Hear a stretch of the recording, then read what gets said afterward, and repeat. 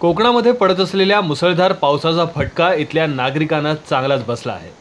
दापोली, मंडणगड, खेड या भागामध्ये सतत पाऊस पडत आहे आणि त्यामुळे लोकांचं प्रचंड नुकसान झालं आहे।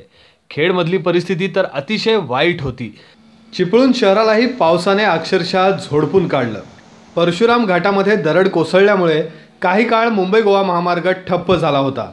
कुंभार्ली घाटामध्ये सुद्धा अशीच काहीशी परिस्थिती होती, पण आता दोन्ही ठिकाणी वाहतूक सुरळीतपणे सुरू झाली आहे। तर दुसरीकडे दापोली तालुक्यातील साखळुली या गावामध्ये पूल खचल्यामुळे 32 गावांना पर्यायी मार्गाचा वापर करावा लागला।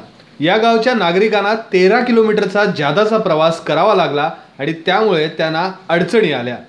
हा पूल लवकरात लवकर दुरुस्त व्हावा अशी नागरिकांनी अपेक्षा व्यक्त केली आहे। माय कोकण, दापोली।